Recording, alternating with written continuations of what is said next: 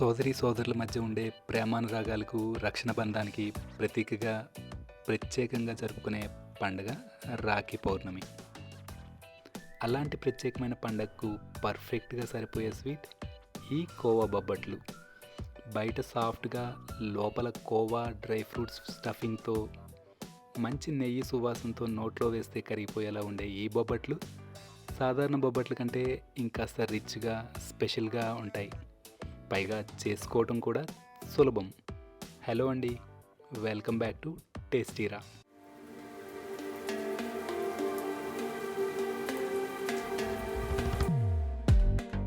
ముందుగా ఒక బౌల్లో ఒక కప్పు మైదా పిండి, 1 టీ స్పూన్ సూజీ రవ్వ, 1 టీ స్పూన్ గోధుమ పిండి, పావు టీ స్పూన్ ఉప్పు, 1 టీ స్పూన్ చక్కెర వేసి ఒకసారి బాగా కలపండి.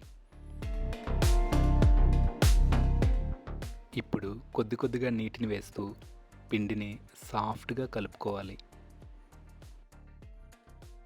వీటిలో యాడ్ చేసిన సూజీ, గోధుమ పిండి బొబ్బట్టుకు మంచి టెక్స్చర్ని ఇస్తాయి.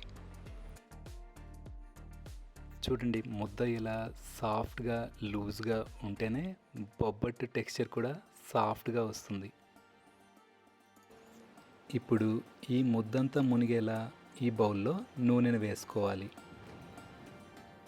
ఈ ముద్దను ఇలా కనీసం 3 నుంచి 4 గంటలు నాననివ్వాలి. అప్పుడే బొబ్బట్లు సాఫ్ట్గా వస్తాయి.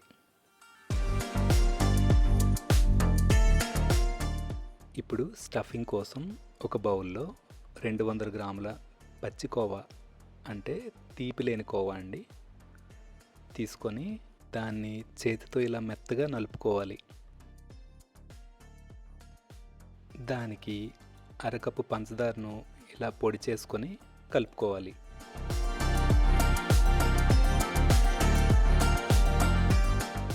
ఇప్పుడు చెరో 4 జీడిపప్పు, బాదం, పిస్తాలను తీసుకొని పౌడర్గా చేసి కలుపుకోవాలి. ఈ మిశ్రమాన్ని ఇప్పుడు చిన్న ఉండలుగా ఇలా చేసి పక్కన పెట్టుకోవాలి. ఇప్పుడు ఒక అరిటాకు తీసుకొని దానికి కాస్త నూనె రాయండి. మనం నానబెట్టుకున్న పిండిలోంచి చిన్న నిమ్మకాయ సైజు ఉండను తీసుకొని ఆకుపై ఇలా పెట్టి చిన్నగా ఒత్తండి.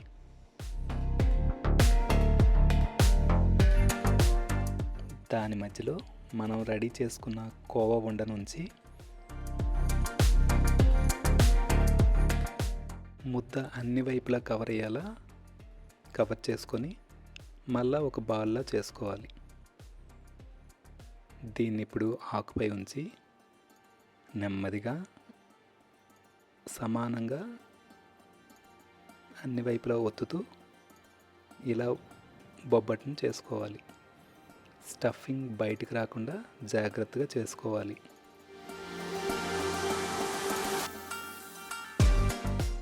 ఇప్పుడు దీన్ని వేడెక్కిన పెనంపై ఆకుతో పాటుగా ఇలా వేసుకోవాలి.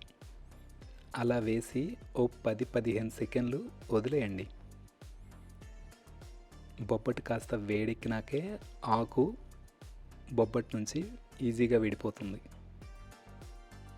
వెంటనే తీసేస్తే ఆకుకి బొబ్బట్టు అంటుకుంటుంది. ఇలా నెయ్యిని వేసుకుంటూ 2 వైపులా బాగా కాల్చుకోవాలి.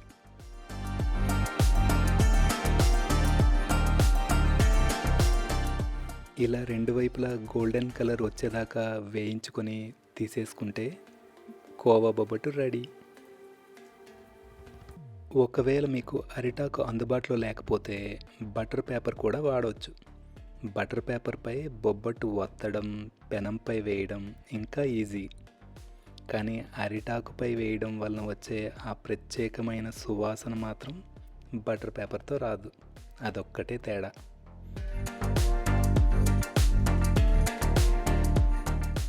చూశారుగా, వేడివేడిగా నోట్లో వేస్తే కరిగిపోయే స్పెషల్ కోవా బొబ్బట్లు ఎంత ఈజీగా చేసుకోవచ్చో.